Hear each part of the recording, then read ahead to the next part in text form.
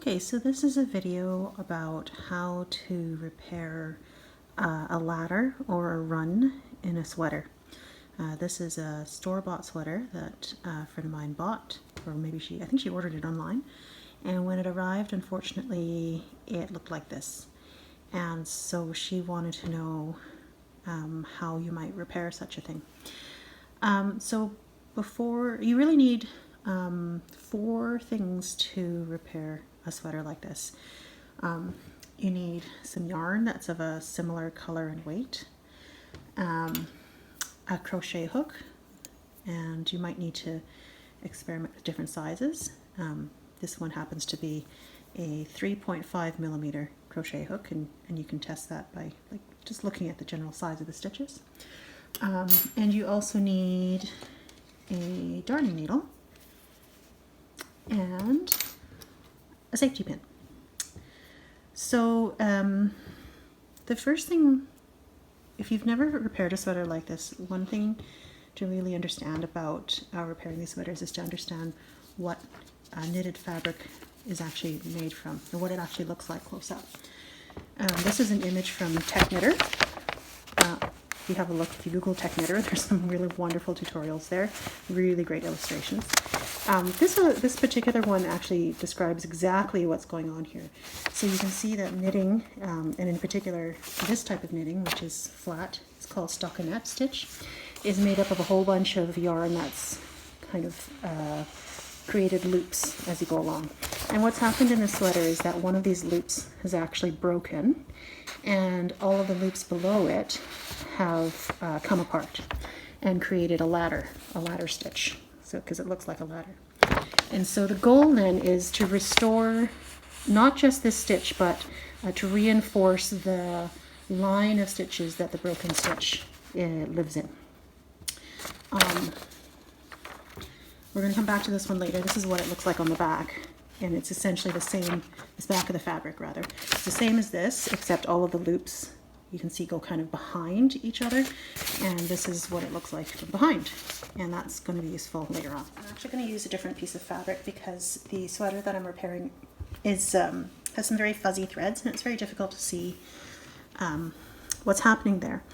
So this is an old dishcloth which I have sacrilegiously cut so you can see how the stitches actually come together. You can see that this has created a ladder. All right, and we've got the cut stitches, or the cut threads just above. So the first step is to preserve the stitches so that this does not continue to run down. You can see there's one loop which has not yet fallen the rest of the way down, and you can see the ladder just above. And so what we'll do first is we'll use our crochet hook, and we're going to try and use a gauge that's roughly about the same size of the loops as of the knitting. And we're just going to hook that first loop so it doesn't continue down. And then we're going to just get this loop back up, the stitches back up to the level, pardon me, to where the damage occurred, and then we can complete the repair. So what we'll do is we'll take the hook, and we're going to hook it onto the loop, or the thread just above that loop, which is freestanding, and we're going to pull it through. And we're going to do that again with the next strand up. You can use your thumb to stabilize the loop so it doesn't shift around on you. And then we'll just keep doing that until we reach the hole.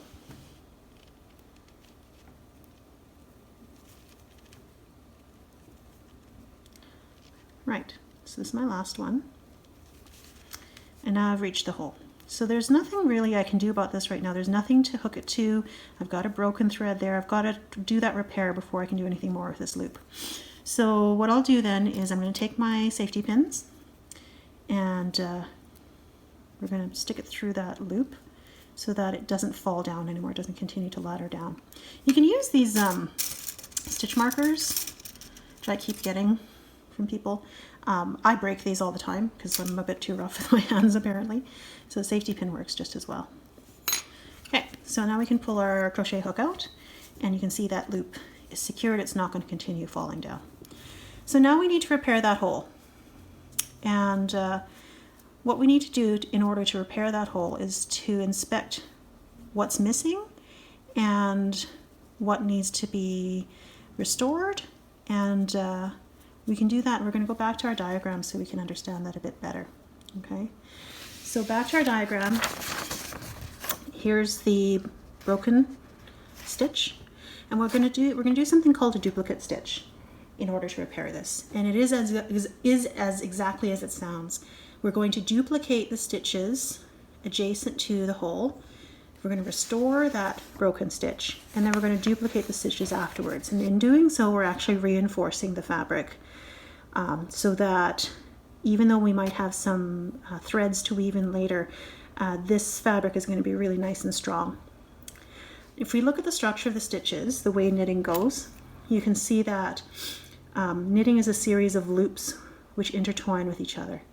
And so if you follow the path of this thread, you can see it goes down through this hole, behind the legs of the stitches below, up, and then behind the legs of the stitches above, of the stitch above, down again, through that bottom loop of the stitch below, through the legs again, up, behind the legs, down, behind these legs, and up.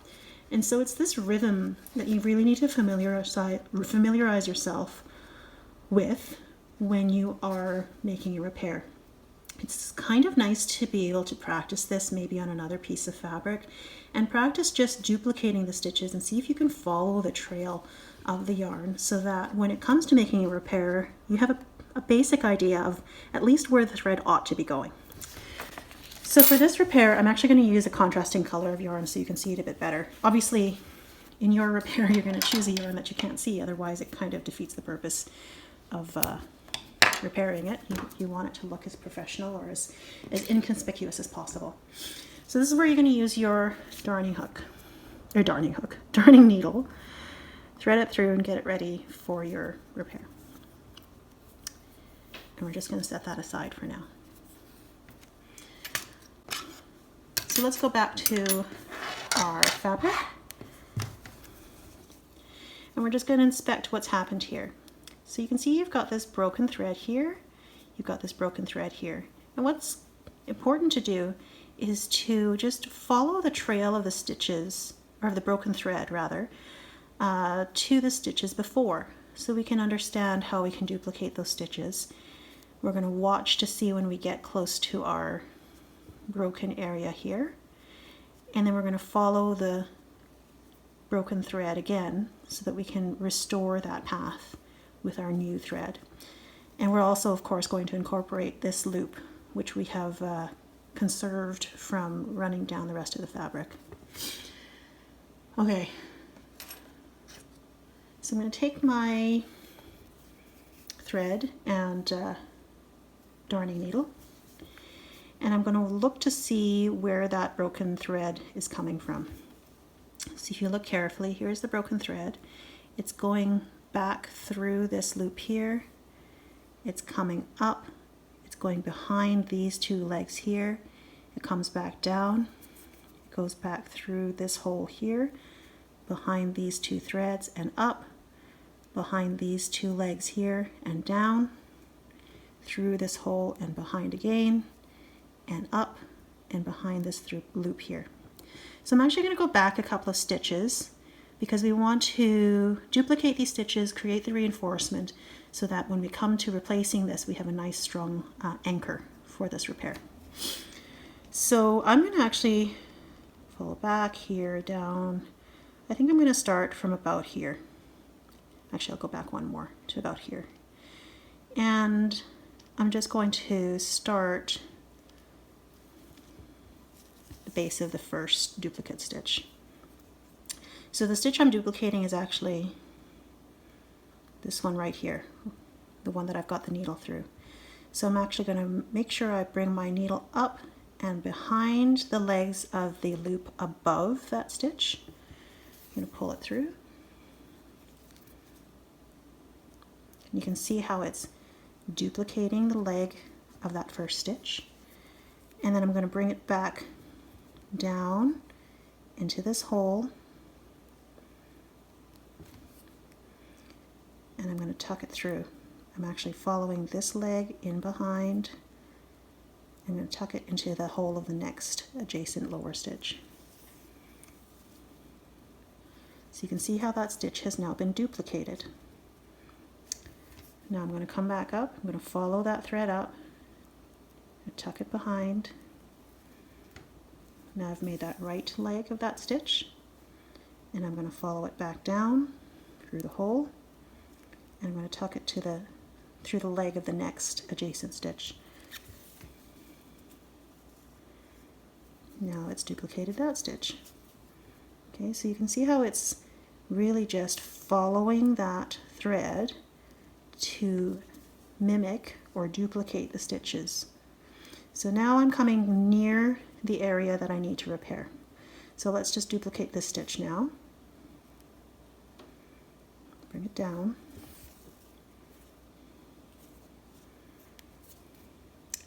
Now I'm just going to put it through here.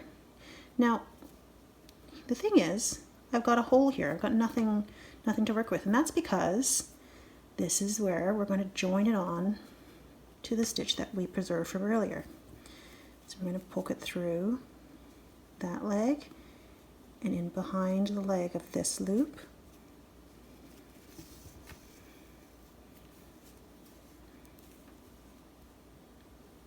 There. Great. Okay, so now what do? I've got this. I'm going to ignore this for now. We're going to reinforce that again a little bit later on. We won't stress about it just yet. So now what have we got? We've got these duplicated stitches, and we've got this loop, which is sort of hanging in space, and we've got this hole. So again, what do we need to do? We need to replace and retrace where that thread should be going. If we look back at our diagram, we're currently at this stage. We've brought the thread through, and then we've picked up our preserved loop here, and now we're at this stage. So what happens with this thread? It actually goes up, it hooks in behind the legs of the stitch above, it comes back down, it's going to go back through our preserved stitch, and then catch the leg of the adjacent loop. Right? Sometimes it takes a bit of concentration. I need to find that loop. I need to get up here, and it's actually right here. You see that? So where my needle is right here. I'm going to pull that through. Of course, now I've got tails involved and a safety pin involved. Right. Okay, so I've restored one leg of the stitch. Now I need to come back down through my preserved loop, take it behind that leg, behind the leg of the adjacent stitch, and come back up again. So back down to where my preserved loop is here,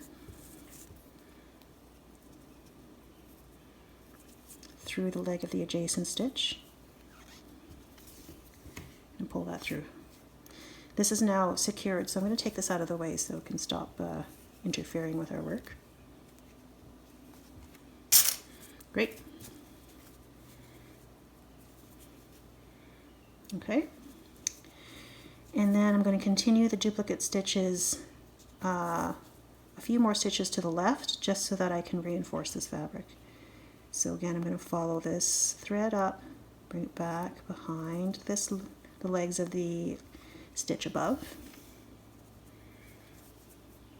I'm going to bring it back down in here, in this hole behind the legs of the leg of the adjacent stitch.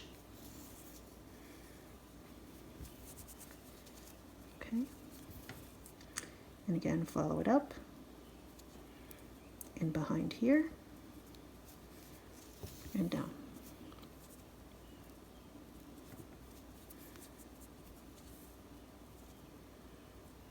All right. Okay. And I'm going to do one more just to be on the safe side.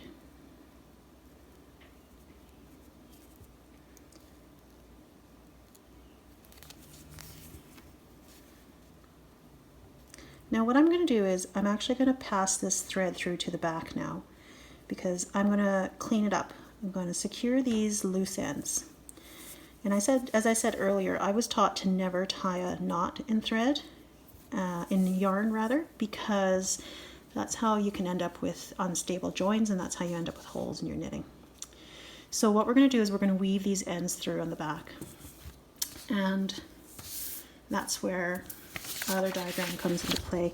Again, this is the same thing, except it's just showing the way the threads work on the wrong side of stockinette or of flat knitting.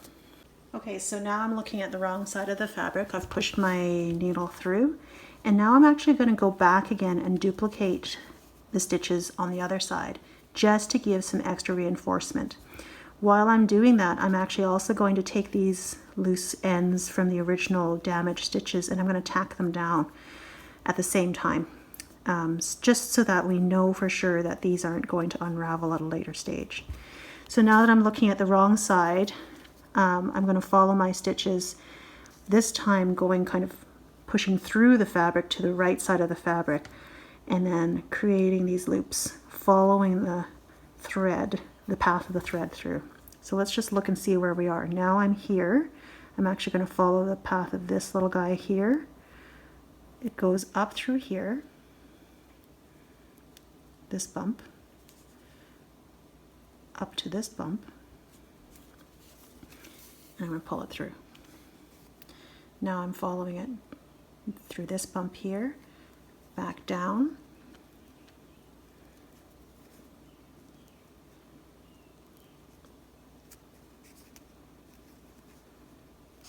oops,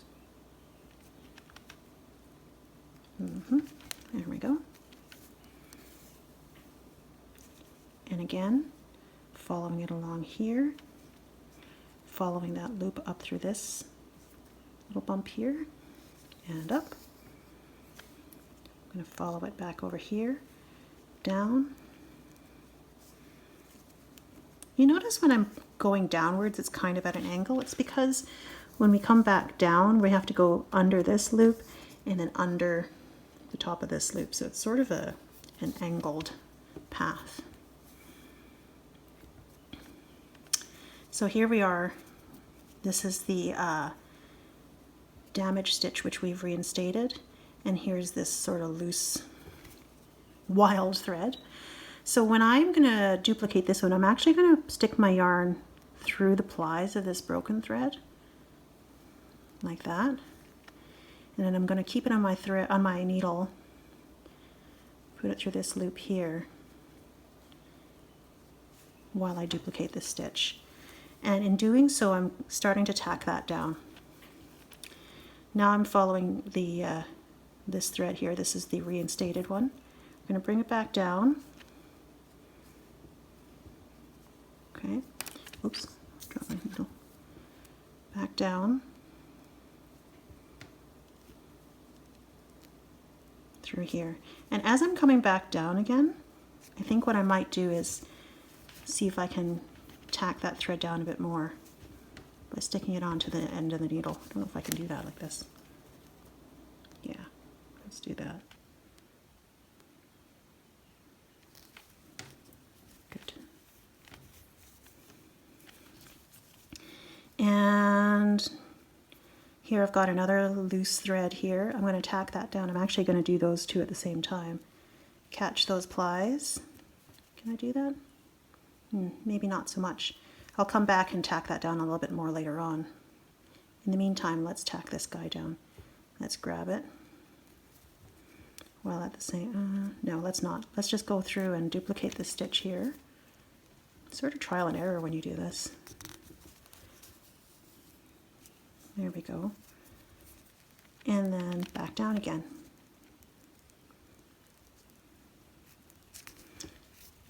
Good. So we're going to do this a couple more times, maybe one more time. Up. And then down. That should be sufficient. But now I have this long end here. Now we can use that to keep tacking down our ends. And to do that, we can just start threading our needle through plies kind of intermittently and regularly, and really just try to sew it down. Stick your needle through those plies, attach it to the fabric below. Of course, not going through to your right side of the stitches, just working with the plies that are on the wrong side of your fabric. And the more different directions you work your yarn in, the more tension and tensile strength you're creating. Because it's really hard for a thread to unravel when it's traveling in all kinds of different directions. This is how I weave in all of my ends and all of my knitting, no matter what kind of fiber I'm using, and whether it's cotton, whether it's wool, even silk. I like to really tack them down. And it's good to do that maybe for about at least an inch of your fabric. So I'm actually really satisfied with that. That's going to stay.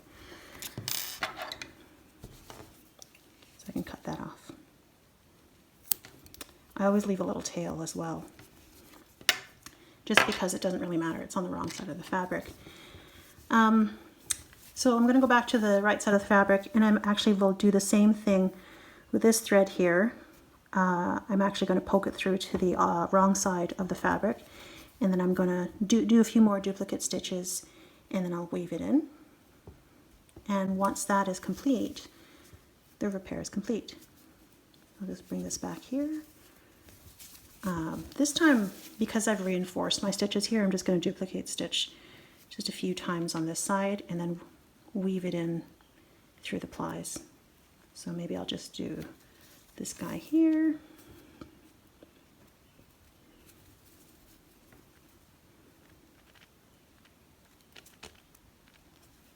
Following the thread.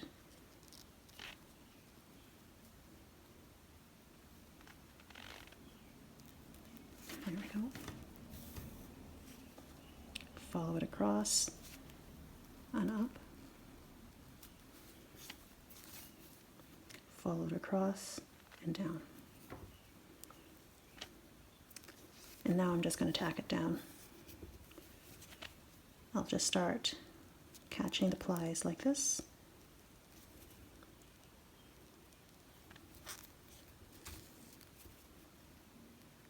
And I'll do that for about an inch or so. Might change direction just to be sure that it's going to stay down. Let's change direction. Let's try maybe going up here. Start sticking them through the plies up here. It doesn't really matter, just as long as you're securing it down.